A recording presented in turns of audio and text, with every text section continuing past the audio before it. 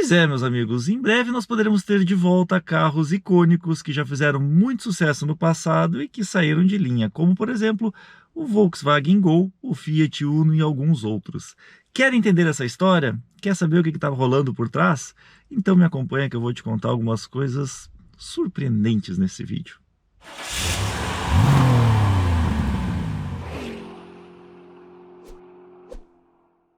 Bom, vamos lá. Para contextualizar, eu não estou ficando louco. Bom, pelo menos eu acho que não, né? E vocês vão entender se vocês assistirem esse vídeo até o final. Muito se fala sobre a volta do carro popular ou o carro de entrada, como algumas montadoras pediram para ser chamado. Afinal de contas, carro popular, eles sabem que dificilmente a gente vai conseguir, né? Com o poder aquisitivo do brasileiro, que está aí, continua baixo, como sempre, e os carros hoje girando na faixa dos R$ 100.000, os de entrada. Tudo bem, 70, né, os mais baratinhos, mas ainda assim muito caros. Eles estimam que com os incentivos e com tudo que o governo está traçando junto à indústria nacional, se consiga chegar ali entre 45 e 50 mil reais. Pois bem, Geraldo Alckmin deu uma declaração essa semana no Fórum Paulista de Desenvolvimento, lá em São Bernardo do Campo, São Paulo, que no dia 25 de maio, o Dia da Indústria, vai ser apresentado para o público o plano que pretende trazer de volta os carros mais acessíveis para nós brasileiros, para nós assalariados e que realmente não conseguimos comprar os carros no nível que estão hoje. Vamos lá, tem algumas coisas importantes que eu preciso falar aqui. Eu sempre disse, nós já falamos várias vezes sobre esse assunto, que para a gente chegar num carro popular, ou carro de entrada, é necessário que várias frentes de trabalho elas abram mão um pouco e que todos eles colaborem para que a gente tenha de novo um carro acessível. Por exemplo, muito se fala sobre a questão dos preços que a montadora cobra. Pois é, a montadora precisa sim criar carros mais baratos, precisa talvez abrir mão da sua margem de lucro, ela precisa achar formas de produzir com um custo menor. Porém, hoje, em torno de 53% do valor que tu paga por um carro 0 km, ele vai em imposto para o governo. Ou seja, o governo também precisa abrir mão de uma parte da arrecadação para viabilizar com que o carro popular volte. Outro ponto, terceiro e muito importante. O brasileiro não tem o costume de comprar carro à vista. A maioria dos brasileiros compra carro financiado. Comprando carro financiado com uma taxa de juros base 13,75, que é a Selic hoje, né, ao ano, vocês devem saber que os juros, o empréstimo pessoal está realmente muito alto. E vou dizer mais, hoje os bancos estão emprestando em torno de 2,2% ao mês para nós consumidores. Isso dá de 26% a quase 30% ao ano que tu paga. É muito mais do que a Selic. Mas por que isso? Olha, por causa da inadimplência. Muita gente pegou empréstimo, os bancos eles sabem que se, por exemplo, eles emprestarem para o governo, eles vão receber a Selic. Então, eles têm que colocar esse risco em cima e receber um pouco mais. É assim que funciona o mercado financeiro. Pois bem, aqui vem um ponto importante. O governo pode sim trabalhar em cima de incentivos para que os bancos, talvez até os bancos estatais, eles abram uma linha de crédito mais barata, mais acessível para nós consumidores. E aí, claro que eu não estou falando de taxas abaixo da Selic, dificilmente isso vai acontecer. Mas uma taxa aí de 1,2% ao ano vai dar mais ou menos uns 15%, ao ano não, desculpa, 1,2% ao mês, vai dar mais ou menos 15% ao ano, o que já seria bem mais em conta e bem mais próximo da taxa Selic.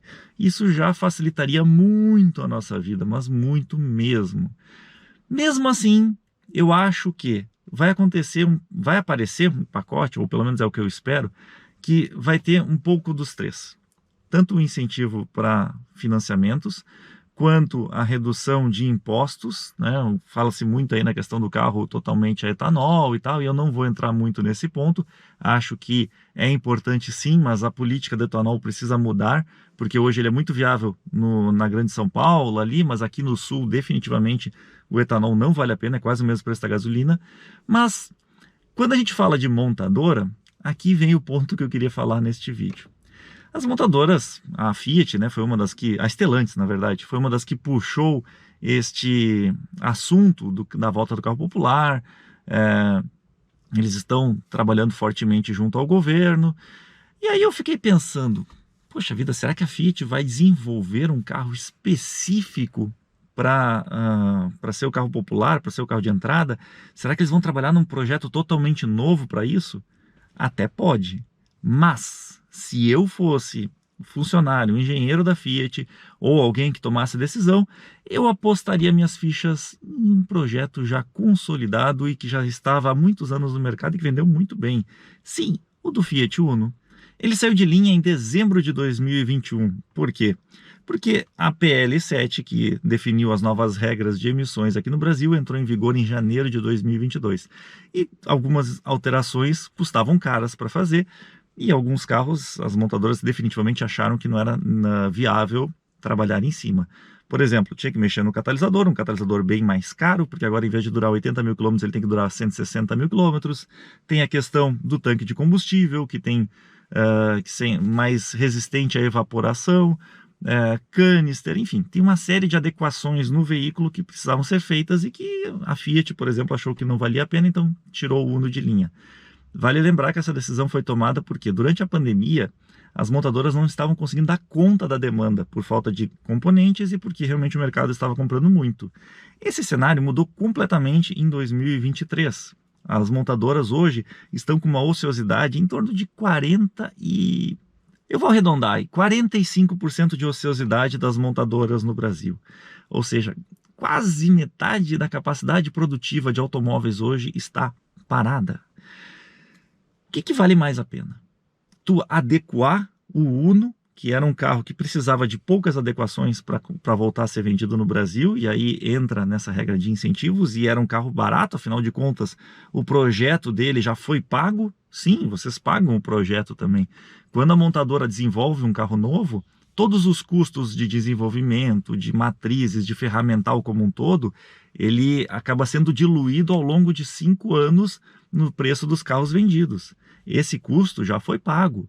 E os fornecedores das peças do Uno, a grande maioria deles ainda tem ferramental, ou seja, retomar a produção do Uno não é difícil. Com algumas pequenas alterações, ele pode voltar a ser produzido.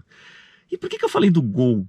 Simples, meus amigos. O Polo Trek, ele substituiu o Gol, que saiu de linha agora no final de 2022, e já estava adequado à PL7, vale lembrar disso. O Polo Trek veio para substituir ele. Uma versão mais simplificada, que usa uma plataforma mais cara, uma plataforma mais moderna, mais segura, sem dúvida. Porém, o Gol, ele, além de já estar adequado à PL7, também os fornecedores têm todo o ferramental, então retomar a produção do Gol não é nada difícil. Não é nada difícil, na verdade é só querer. E aqui vem um indício muito importante de que isso sim é possível. A Volkswagen tinha anunciado alguns dias atrás que ela colocaria os funcionários da fábrica de Taubaté em layoff. Ou seja, de 2 a 5 meses eles seriam, uma parte deles, né, um turno de funcionários seria colocado em casa, quase de férias, umas férias diferentes, que isso está definido junto ao contrato, o sindicato e tudo mais, fazendo cursos e tudo mais. Recentemente, ou melhor, há poucos dias, ela declarou que o layoff foi postergado do dia 1º de junho, iniciaria, para o dia 1º/7, vai iniciar. A fábrica de Taubaté era a fábrica que produzia o Gol. O Polo não era fabricado lá. O Polo começou a ser fabricado lá quando o Gol saiu de linha. Vocês não acham curioso isso? Vocês não acham que tem algo por trás? Será que não existe realmente uma esperança do Gol voltar? Olha, meus amigos, quem duvidar é louco. Sinceramente, porque se eu trabalhasse numa montadora e eu quisesse trazer um carro barato a toque de caixa, eu apostaria nesses modelos já consolidados. Modelos que venderam muito bem, modelos que já estão adequados à nova legislação. Reativar a produção deles não é nada difícil. Não vou nem dizer assim, sim, existe algumas alterações, existe um pouco de investimento, mas é um investimento muito baixo perto do desenvolvimento de um carro totalmente do zero. E são carros que têm plataformas mais baratas de produzir do que as versões que estão hoje em linha, por exemplo, o Argo e o Polo com 5 parafusos nas rodas, né? O Polo que não é o Polo Trek, a partir do MPI. Pois bem, E as outras montadoras? A Renault já disse que o Kwid é o carro que atenderia a este carro popular. E eu realmente acho que o Kwid é o carro que seria o adequado para isso. Na Fiat tem o Mobi. Sim, tem o Mobi, mas a gente sabe que o Mobi é um carro mais... É um carro menor, né? Um carro pequenininho e tudo mais. Poderia ser o Mobi também? Pode, claro que pode. Mas eu não sei, eu tenho uma esperança de que o Uno volte. Eu acho o Uno muito mais adequado do que o Mobi. Agora vem um negócio que é maluquice do Felipe, tá? Imagine o seguinte, Toyota Etios poderia voltar se o governo liberasse, por exemplo, não diria uma restrição, mas se o governo incentivasse a produção de carros, não só 1.0, mas sim 1.3 também, o Etios seria um grande candidato a voltar para o Brasil. Por quê? Porque ele não parou de ser fabricado. A fábrica continua enviando carros para exportação, num volume muito pequeno, mas ele está lá. Isso significa que os fornecedores estão ativos. Voltar a produzir o Etios no Brasil é muito simples, basta fazer as adequações relativas à PL7, a regra de emissões. E aqui vem uma coisa mais maluca ainda. Essa é coisa do doido do Felipe aqui. Peugeot e Citroën. Será que não sai um Peugeot ou um Citroën Uno? Olha, quem duvidar é doido também. Afinal de contas, seria uma saída muito rápida, muito fácil de implementar, assim como foi com a Partner Expert. Partner Expert não, Partner Rapid. Confundi tudo agora. Meus amigos, isso são algumas previsões. A parte boa é que realmente dia 25 de maio vai sair um pronunciado oficial do governo com as novidades para a gente que precisa de um carrinho novo e que não tem a menor condição de comprar um 0 km nos preços estratosféricos que estão hoje em dia. E o bom de tudo isso é que, vindo carros mais baratos 0 km, o usado tende a desvalorizar também. Ou seja, muito bom para nós. E aí, o que vocês acham? Em que vocês apostam? Conta pra mim aqui embaixo nos comentários. Valeu, galera! Mas que barbaridade! É sério que tu aguentou até aqui, tio? Não deu nem uma dormidinha? Viu todo o vídeo mesmo? Prestou atenção em cada detalhe? Então, meus amigos, não esqueçam, sigam a gente nas outras redes sociais também. Nós temos o TikTok, nós temos o Instagram, nós temos o Quai, o Facebook existe, mas sinceramente eu nem sei se tem alguém usando ainda. Enfim, acompanhe a gente lá que a gente vai colocar um monte de novidade, vai colocar tudo que a gente está fazendo. Tu vai ver em primeira mão aquilo que vai chegar aqui algumas semanas depois no canal. Valeu!